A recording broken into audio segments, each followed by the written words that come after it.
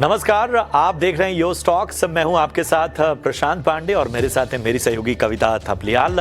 हफ्ते का आखिरी कारोबारी दिन और बाजार पर तो हम आपको बेहतर तरीके से रणनीति बताएंगे ही बताएंगे, लेकिन यो स्टॉक और इसके बाद शेयर बाजार सबका अधिकार, इन दोनों शो में आपके सवालों के जवाब दिए जाते हैं, आपकी तमाम शंकाओं का समाधान किया जाता है। तो तौर तरीके बता देते हैं जिसके जरिए आप अपने सवाल हम तक पहुंचा सकते हैं।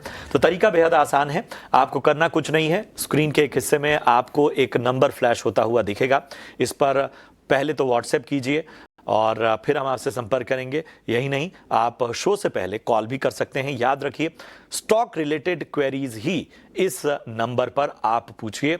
यही नहीं, जो सोशल मीडिया प्लेटफॉर्म्स हैं वहां पर भी आप अपने सवाल हम तक पहुंचा सकते हैं। इसके अलावा यूट्यूब पर भी लाइव सवाल पूछ सकते हैं। सवाल पूछना कैसे है, तो सबसे पहले अपना और अपने शहर का नाम लिखना है, फिर किस भाव पे आपका स्टॉक है, कितनी क्वांटिटी में लिया है, किन लेवल्स के साथ आपका नजरिया क्या है, यानी शॉर्ट टर्म का या लॉन्ग टर्म का, ये भी बताइए। इस हिसाब से हमारे एक्सपर्ट आपको राय देंगे। चलिए अब एक बाजार का चेक ले लेते हैं और आज देखिए बाजार में हमें ऊपरी स्तरों से दबाव देखने को मिल रहा है।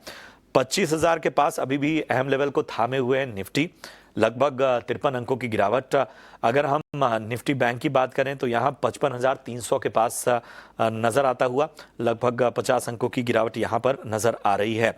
लेकिन साफ तौर पे अगर हम ब्रॉडर इंडाइसेस की बात करें, निफ्टी मिड कैप और स्मॉल कैप की, तो निफ्टी स्मॉल कैप देखिए लगभग 1% से ज़्यादा मजबूत है। वहीं मिड कैप में भी हमें मजबूती साफ तौर पर देखने को मिल रही है, लगभग 1% के आसपास यहाँ पर भी तेज़ी हमें देखने को मिल रही है। यही वजह है कि बाजार में जो स्टॉक और सेक्टर स्पेसिफिक एक्शन है वो काफ़ी मजबूत है। आप देखिए 1784 शेयर ऐसे हैं जो कि मजबूती के साथ टिके हुए हैं, खासतौर पे अगर हम मार्केट ब्रेथ आपके सामने लेकर आए, और 788 शेयर ऐसे हैं जो कि इस वक्त दबाव में कारोबार कर रहे हैं। निफ्टी के गेनर्स की लिस्ट जरा लेकर आइए। आप देखिए डिफेंस का दम आज देखने को मिल रहा है। भारत इलेक्ट्रॉनिक्स लिमिटेड बीईएल यहाँ पर 3.5% की मजबूती के साथ निफ्टी का टॉप गेनर। आयशर मोटर्स लगभग 2% मजबूत। टाटा मोटर्स में 1.25% की मजबूती देखने को मिल रही है। अडानी एंटरप्राइजेज भी 1% से ज़्यादा मजबूत है। एनटीपीसी, मारुति सुजुकी और आईटीसी जैसे स्टॉक्स में भी 1% की मजबूती देखने को मिल रही है। लूजर्स की लिस्ट अगर आपके सामने लेकर आए तो आप देखिए इंडसइंड बैंक का निफ्टी का टॉप लूजर और यहां पर 3% की लगभग गिरावट देखने को मिल रही है। आंतरिक जो ऑडिट डिपार्टमेंट से गड़बड़ी की खबर आई है उसका इंपैक्ट देखने को मिल रहा है। माइक्रो फाइनेंस कारोबार में 674 करोड़ की ब्याज यानी जो इंटरेस्ट वाली इनकम है उसमें लेकर गड़बड़ी इस ऑडिट में सामने आई है। इसके अलावा भारतीय एयरटेल देखिए लगभग 3% की गिरावट यहां पर भी देखने को मिल रही है। HCL टेक में लगभग 2% की गिरावट है। श्रीराम फाइनेंस 1.5% कमजोर, SBI लगभग 1.5% यहां पर कमजोर होता हुआ। तो ये था बाजार का पूरा ब्यौरा। हमारे साथ सेबी के इंडिपेंडेंट रिसर्च एनालिस्ट इस वक्त शरण लीलाने साहब जुड़ चुके हैं। शरण, बहुत बहुत स्वागत, गुड मॉर्निंग। हफ्ते का आखिरी कारोबारी दिन, ठीक है, हम निफ्टी बैंक निफ्टी में तो दबाव देख रहे हैं, लेकिन ब्रॉडर मार्केट में अगर हम मिड कैप स्मॉल कैप को देखें, मार्केट ब्रेथ को देखें, स्टॉक स्पेसिफिक एक्शंस को देखें, सेक्टर्स कई सारे ऐसे हैं जो बेहतरीन रुझान दिखा रहे हैं। तो ऐसे में अब बताइए, न सिर्फ आज के लिए बल्कि अब सोमवार को जब बाजार खुलें तो भी क्या नजरिया रखना चाहिए? पहले तो मैं आपको सपोर्ट और रेजिस्टेंस दे देता हूँ निफ्टी के लिए। निफ्टी में 24,900 का एकदम इमीडिएट सपोर्ट रहेगा। उसके नीचे ज्यादा बिकवाली का देखा नहीं जा रहा है, तो 24,900 का सपोर्ट निफ्टी में रहेगा। और अपसाइड निफ्टी अराउंड 25,100 टू 25,200 को के आसपास का रेजिस्टेंस है। नेक्स्ट मूव आप निफ्टी में 25,100 और 200 के ऊपर ही देखा जाएगा। बैंक निफ्टी की बात करें तो अगर एक excellent bullish pole and flag pattern दिखाई दे रहा है, जिसका रेजिस्टेंस लेवल आ रहा है 55,500 बैंक निफ्टी के। 55,500 के ऊपर बैंक निफ्टी एक बार 56,000 के लेवल दिखाई दे सकता है। बैंक निफ्टी के सपोर्ट की बात करें तो अराउंड 54,500 के लेवल्स के आसपास सपोर्ट रहेगा बैंक निफ्टी में। ऑलराइट, चलिए यहाँ पर अब सीधा जुड़ते हैं दर्शकों के साथ भी। और सुरेंद्र साहब फोन लाइन पर हमारे साथ है। नमस्कार सुरेंद्र जी। नमस्कार। कहाँ से बोल रहे हैं sir? Good morning. Good morning, मैं अगरतला से बोल रहा हूँ।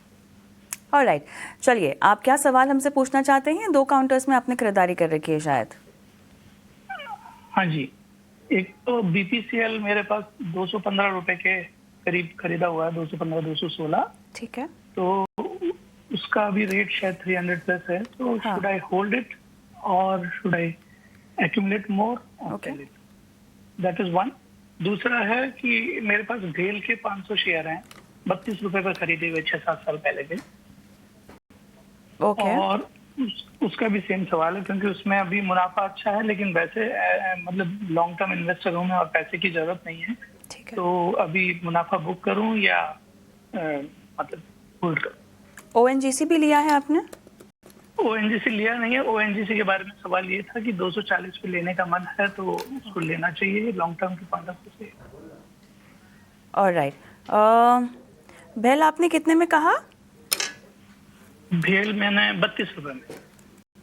ठीक है, तीनों में ही आपको लंबा नजरिया, मतलब 6 महीने से ज्यादा का ना? बिल्कुल, हाँ हाँ, 1 साल के लिए। ओके, चलिए बताते हैं क्या करना चाहिए। और आई थिंक ओएनजीसी से हम शुरुआत करते हैं। शरण, इन्होंने खरीदारी करनी है और उसके लिए ये 240 का लेवल अपने लिए आंक रहे हैं। आपके मुताबिक क्या ये लेवल सही होगा चार्ट्स के मुताबिक? हाँ कविता जी, पूरा निफ्टी ऑयल एंड गैस काफी समय से निफ्टी को आउट परफॉर्म कर रहा है, तो एक बार ये ऑयल एंड गैस सेक्टर का ही पार्ट है, तो एक बार आप निवेश कर सकते हैं। और पूरा सेक्टर ही अच्छा लग रहा है आगे चल के, मगर एक रेजिस्टेंस आ रहा है 250 के लेवल्स के आसपास, जहाँ पे उनका 200 डे मूविंग एवरेज भी आता है। 250 का रेजिस्टेंस दिख रहा है, और वहां से आप अगर वहां से स्टॉक ब्रेकआउट दे तो 260 टू 270 के लेवल्स भी दिखा सकता है। तो आपको चाहिए तो आप निवेश कर सकते हैं ये भाव में। पूरा सेक्टर ही अच्छा लग रहा है।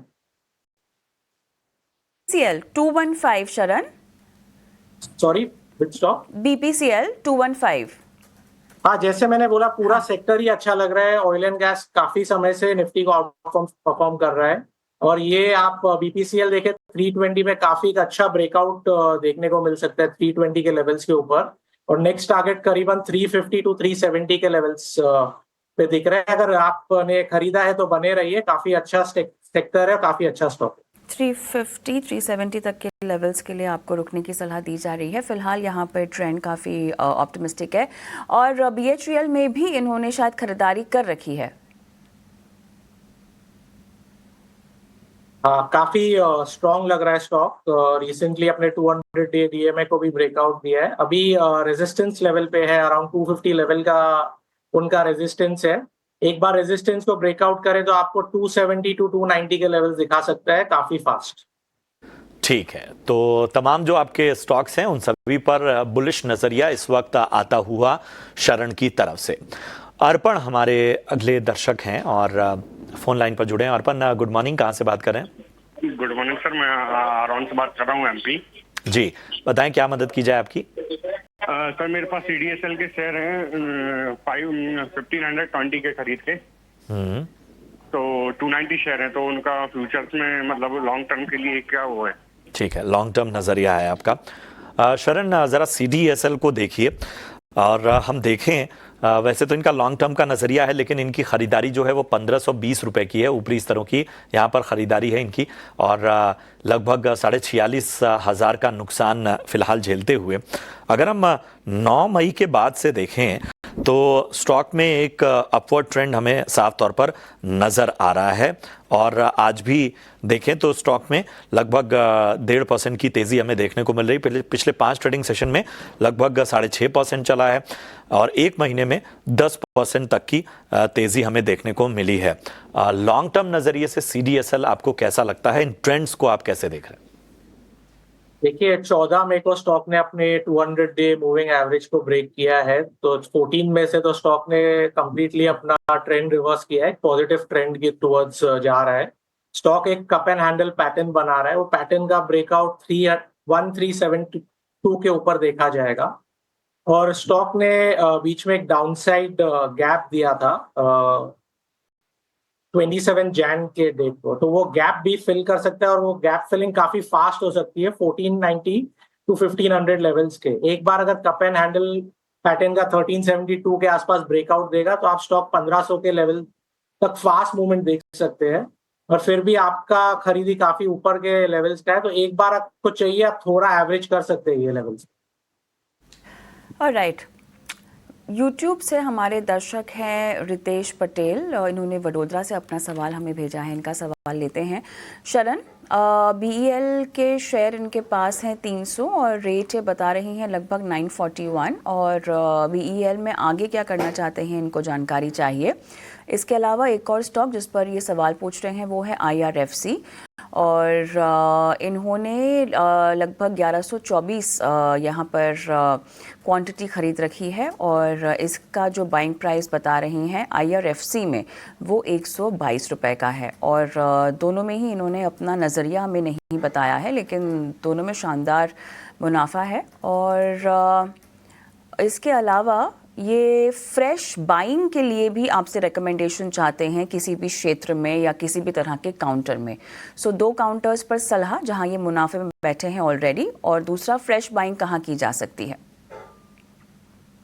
पहले तो बीईएल की बात करें, स्टॉक अपने ऑल टाइम हाई पे है, तो इसमें तो कुछ रिकमेंडेशन बनता ही नहीं है, बने रही है एकदम। Stock all time high break करता है नए ऑल टाइम हाई बनाने के लिए। एक बार स्टॉक अपने ब्रेकआउट लेवल को रिट्रेस करने आ सकते हैं 340 लेवल्स पे, अगर आपको चाहिए वहां पे आप एवरेज भी कर सकते हैं। और बेस्ट स्टॉक वही होता है जिनमें आप एवरेज करें, नए स्टॉक में डालने से अच्छा तो बीईएल में ही मैं कहूंगा और एवरेज कीजिए। और सेकंड स्टॉक कौन सा था कविता जी? बीईएल के अलावा IRFC, और यहाँ पर इनकी बाइंग प्राइस 122 है। तो IRFC आज अपने 200 डे डीएमए के आसपास रेजिस्टेंस ले रहा है, और जब जब स्टॉक अपने 200 डे डीएमए के आसपास होता है तो आप एकदम quick 5 to 10% move on the upside देख सकते हैं। तो IRFC में तो बने रही है, आपको क्विकली 150 के लेवल्स भी दिखा सकता है स्टॉक, तो यहाँ से करीबन 10% के मूव पे होता है।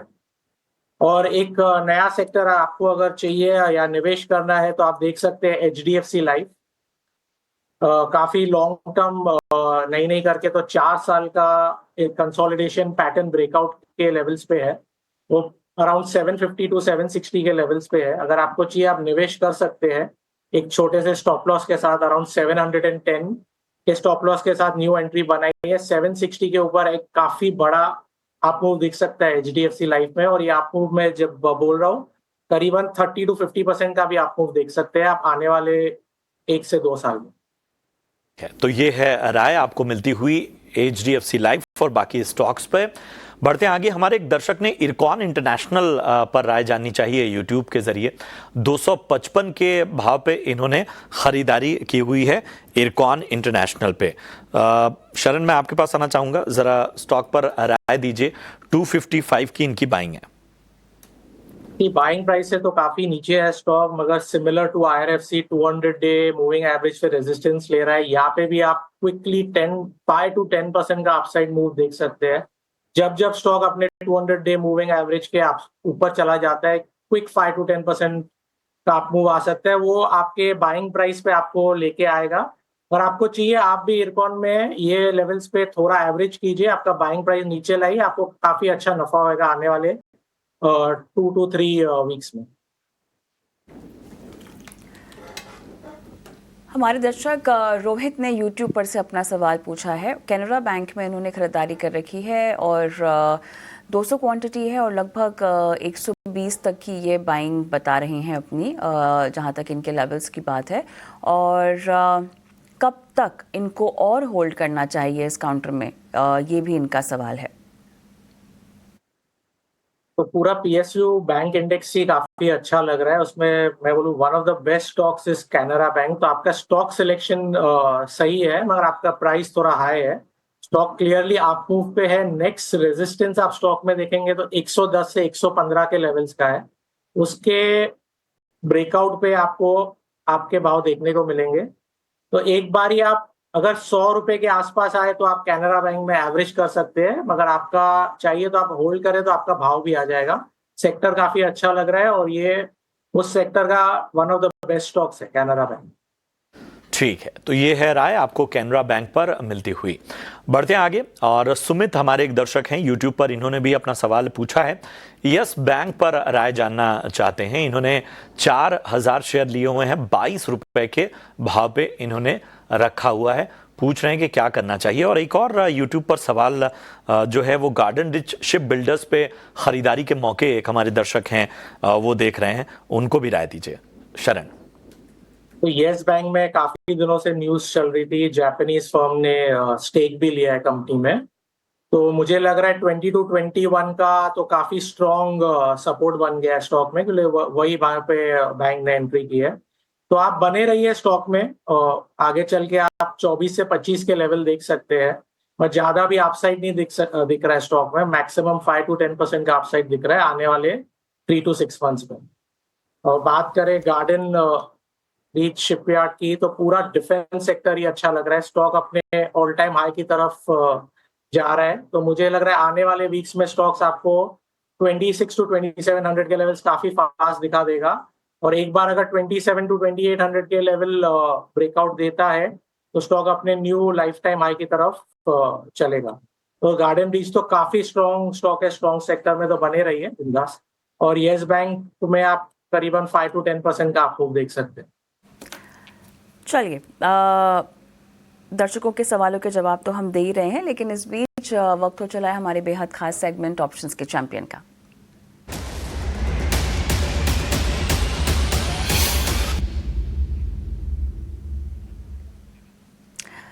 हमारे आज के मेहमान अमोल आठवले हमारे साथ जुड़े हुए हैं कोटक सिक्योरिटीज से। हाय मॉर्निंग, और ऑप्शंस के चैंपियन में अपनी रणनीति बताइएगा। और इसके साथ साथ अमोल, हम चाहते हैं कि बाजार की चाल को देखते हुए फिलहाल कहाँ आपको इमीडिएट सपोर्ट भी दिखाई दे रहा है, अपने लेवल्स ही बताइएगा।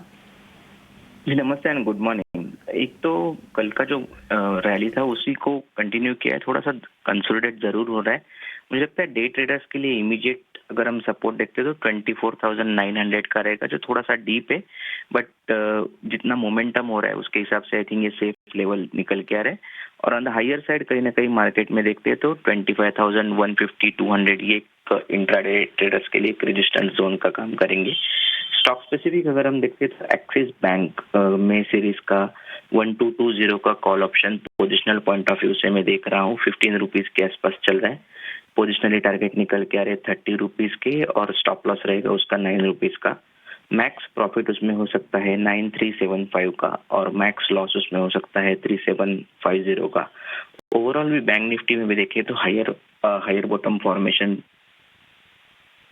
में अगर हम देखते तो एक बुलिश कंसोलिडेशन स्टॉक में दिख के आ रहा है। पोजिशनल पॉइंट चलिए, मुझे लगता है यहाँ पर अमोल की आवाज़ में कुछ दिक्कत, लेकिन जैसे कि ये अपनी कॉल समझा रहे थे एक्सिस बैंक, और थोड़ा सा स्टॉप लॉस और लक्ष्य को ध्यान में देना होगा। जो इन्होंने खरीद की वैल्यू बताई है वो लगभग 15 रुपये के आसपास है रणनीति के तहत। लक्ष्य लगभग 30 रुपये का ये बता रहे हैं। स्टॉप लॉस 9 रुपये का लगाने की सलाह है। जो नुकसान इन्होंने आपके लिए आंका हुआ है वो 3750 का है, मुनाफा 9375 का। अमोल, बहुत बहुत धन्यवाद। अगर आप सुन सकते हैं, अपनी रणनीति आपने हमें दी, दर्शकों को बताई, और लगे हाथों एक रिस्क डिस्क्लेमर भी यहाँ पर बता देते हैं, क्योंकि बहुत ज़रूरी है एफएनओ में अगर आप ट्रेडिंग कर रहे हो तो किसी आर्थिक सलाहकार से आप सलाह लें।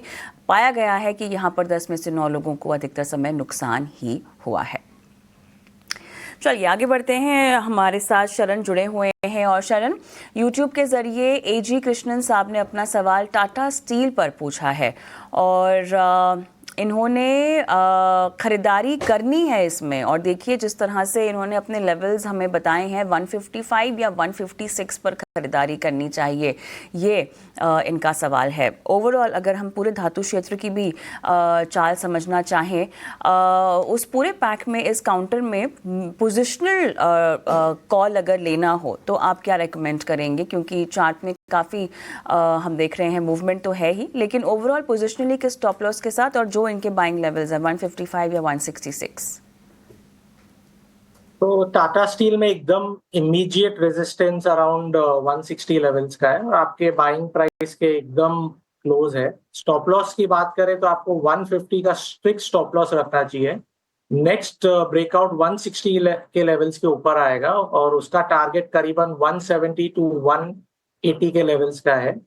और लॉन्ग टर्म की बात करें पूरा निफ्टी मेटल सेक्टर ही अच्छा लग रहा है आगे आने वाले समय के लिए। तो आप टाटा स्टील में एक बार स्टॉप लॉस के साथ बने रहिए, बाकी सेक्टर काफी स्ट्रांग लग रहा है। एक डिसेंडिंग ट्रेंड लाइन का ब्रेकआउट के लेवल्स के आसपास ही ट्रेड कर रहा है पूरा निफ्टी लेवल मेटल सेक्टर। तो बने रहिए, 160 के ऊपर एक अच्छा ब्रेकआउट देखा जाएगा 170 टू 180 लेवल्स के लिए। तो बने रहने की सलाह, 180 तक के आने वाले वक्त में लेवल्स आपको नजर आ सकते हैं। आज डिफेंस के बहुत सारे सवाल आ रहे हैं और शरण जरा HAL जो निगाह डालिए। हमारे अगले जो दर्शक हैं विरल, उनका सवाल है।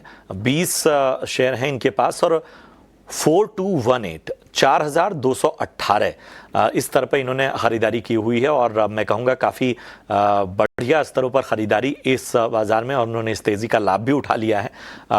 20 जून तक का नजरिया चाह रहे हैं और बताइए क्या राय बन रही है HAL पे जून तक, 20 जून तक क्या इनको व्यू चाहिए? प्रशांत जी, मैं काफी दिनों से आपके चैनल पे HAL के बारे में बोल रहा हूँ, काफी स्ट्रॉन्ग लग रहा है। 4000 से स्टॉक 5000 के लेवल्स ऑलरेडी पहुंच चुका है। यहाँ से भी वो अपने ऑल टाइम हाई की तरफ जा रहा है 5600। वहां पे भी एक बार आप इतनी वॉल्यूम में बाइंग हुई है कि आप एक बार अपने ऑल टाइम हाई से भी एक न्यू ब्रेकआउट देख सकते हैं। स्टॉक अगर ने 5600 के लेवल्स अपने ऑल टाइम हाई के ऊपर भी ब्रेकआउट दिया तो स्टॉक करीबन 6500 टू 8000 के लेवल्स भी दिखा सकता है आने वाले समय में। पूरा डिफेंस सेक्टर ही स्ट्रॉन्ग है और जिस हिसाब से वॉल्यूम बाइंग हुई है लास्ट वीक में, ये रिवर्सल के मूड में नहीं है पूरा सेक्टर। आप गार्डन रीच बोले, मजगांव बोले, पारस डिफेंस, BEL, HAL, सारे ही स्टॉक्स काफी स्ट्रॉन्ग लग रहे हैं। BEL ने तो अपना ऑल टाइम हाई मार दिया है और ये स्टॉक भी अपने ऑल टाइम हाई की तरफ जा रहा है। तो आप आने वाले समय में एक 5600 का फर्स्ट 5500 टू 5600 का फर्स्ट टारगेट बोल सकते हैं और वहां पे आपको अगर एक ब्रेकआउट देखने को मिला तो स्टॉक 6 टू 8000 के बीच में कहा भी जा सकते हैं। ऑलराइट, यहाँ पर JSW इंफ्रा पर और टाटा पावर पर हमारे दर्शक हैं तपस, उन्होंने अपना सवाल भेजा है।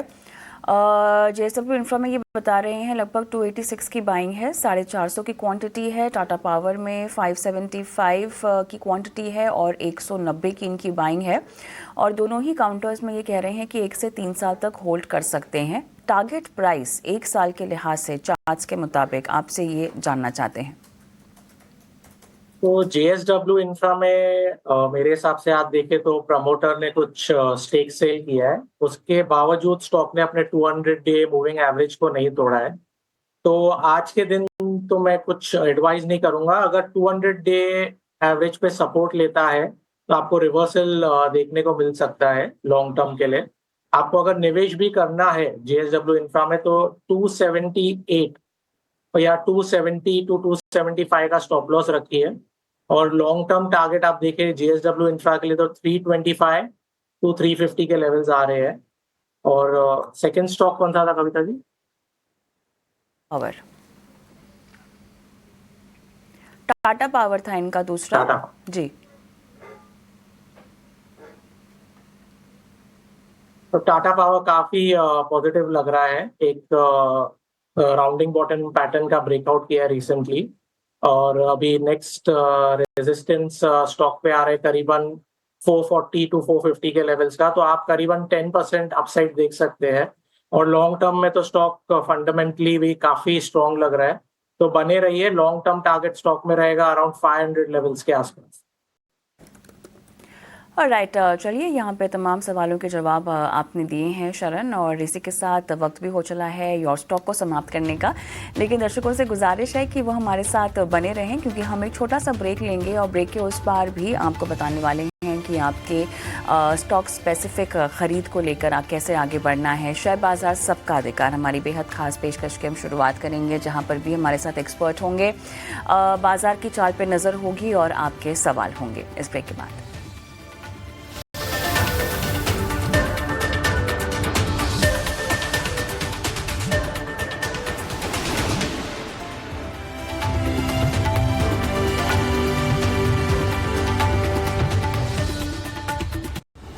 In association with SBI। Best है सबको पता है।